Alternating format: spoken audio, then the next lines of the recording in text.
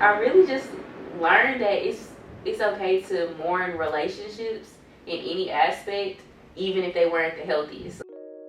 What up, y'all? BJ Cramer.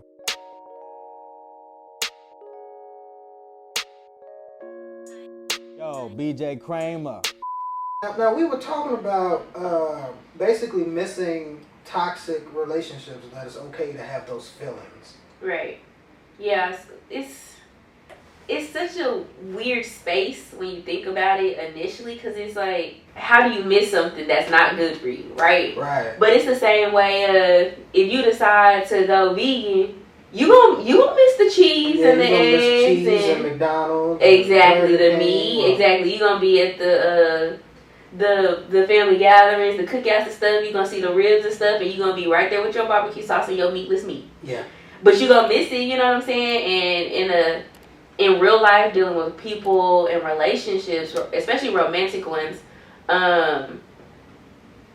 it's okay to miss, things that weren't necessarily good, because I don't think it's you're not missing the not good things. Right. You're missing the routine. You're missing how that person made you feel. Because even the worst relationships, even if it's physically abusive, emotionally abusive, mentally abusive, there was something that person gave you. Even if it was physical security. Even if y'all were just walking down the street and you knew that if anybody tries to, fight you or something, you was good, right. That's a sense of security. Now, does that weigh as much as everything else? Probably not, but that's a feeling that someone being in that toxic relationship. Right, does it? Probably not. But you see it, right? And that might be, like the 80-20 rule that people talk about. It's crazy. Like, what's in your 80% might not be in my 80%. Like, there might be something in your 80% that I'm like, no, I could really do without that. But that is true. You know what I'm saying? Like, everybody's 80% isn't the same. And I was talking to one of my friends about that, because she was like going through something with her relationship, and I was like, bro, write down everything that you would want in that 80%. If that 80% is literally 4 things or 5 things, and dude missing about 3 of them, you can't sacrifice that. You get what I'm saying? Because that 20% that he lacking is a whole lot when you think about the 80. Because if he misses 60% of the 80 that you will really love, right? You're not just missing out on the 20%. You know what I'm saying? Right. And I think a lot of people have gotten used to, well, that's just how they are, or they do this so well, and he provides financially. But baby, if you were emotionally abandoned by your dad or by your family, like, I personally know, like, from our last relationship that I dealt with, I cannot date someone that is not willing to be emotionally vulnerable and hold themselves accountable. Because if I have to be like, because I struggle with it. And not that I can't help you, that's why I use the word willing. Right. If you're unwilling to be emotionally vulnerable, then I can't help you and myself, because then I'm pulling myself and you, and that's just too much tug of war. You know what I'm saying? Like, that's just a lot to deal with. But in that situation, it wasn't the best relationship for me to be in. It wasn't what I needed, but I didn't know how much I needed emotional vulnerability in a relationship until I got out of it. And I mean, sometimes I miss it. Sometimes I just be driving down the hallway. I'm like, oh dang, I used to take this exit to go to his house.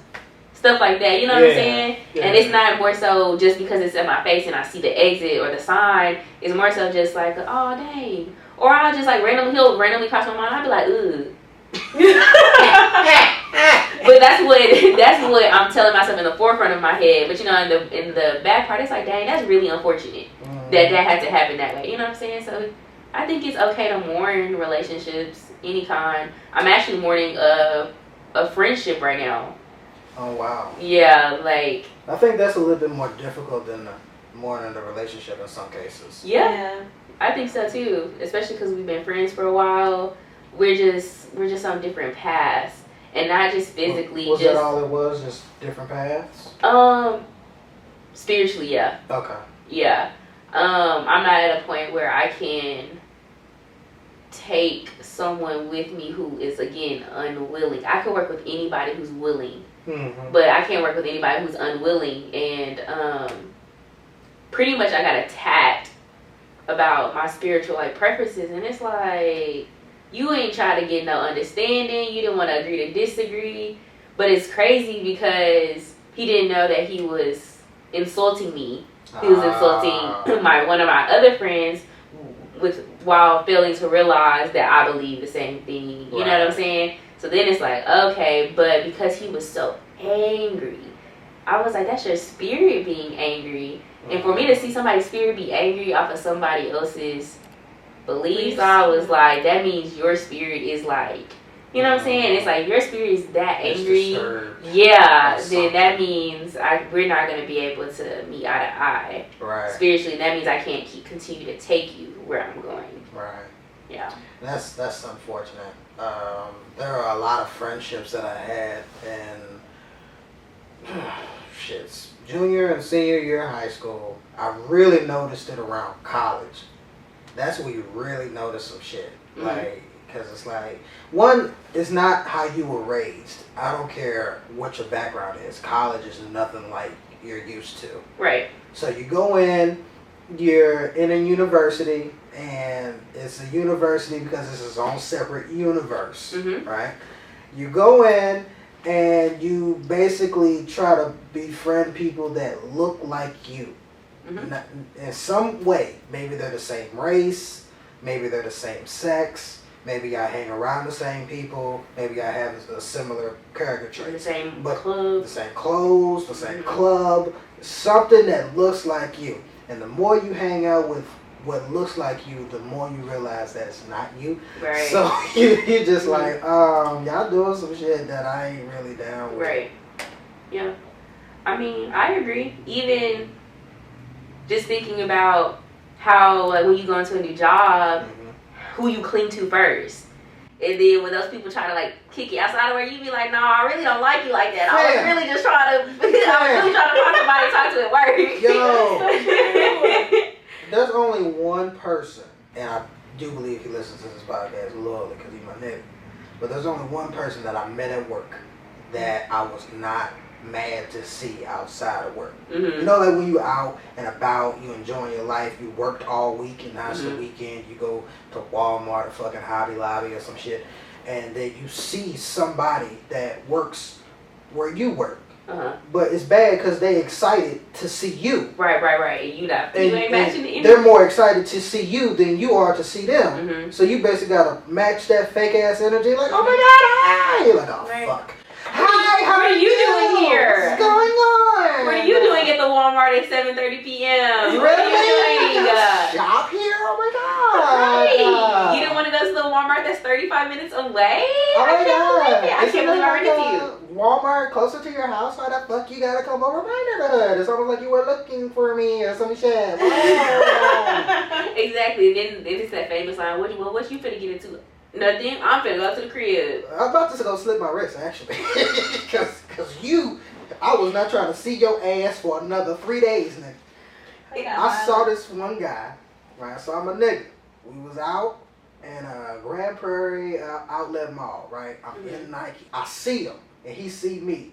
And it was like a slow motion run up. That music was playing, dun, dun, dun, dun, dun. And we shook hands. We were like, yo, nigga, what's up? I met his mom. He met one of my comedy mentors, and it was just a fun time. And I was just like, wow, I cannot have that moment with everybody that I work with. Well, that's about all the time we got. Abrea, where can they find you on social media? Y'all can find me on Instagram and YouTube at Free Game with Abrea. And that's it. That's all I got for y'all. Sweetie, where can they find you? Oh, you can find me on Instagram at my name is Ali_. I'm not gonna go into that other stuff. Oh, okay, cool. Y'all can follow me at BJ Cramer Comedy. That's BJ Comedy. You can go to my website, bjcramercomedy.com, and you can see everything that I got going on. Period. Pooh. Alright, y'all can follow all of us on all our social media accounts and everything. If you missed last week's show, be sure to check out Power 214 on iHeartRadio and Apple Podcasts, Google Podcasts, Stitcher, and anywhere else there's a podcasting platform. Look up Power 214. Scroll down to BJ Comedy Corner. You can catch last week's episode, and you can catch this week's episode. tomorrow and everything. But anyway, we'll see y'all next week. Bye.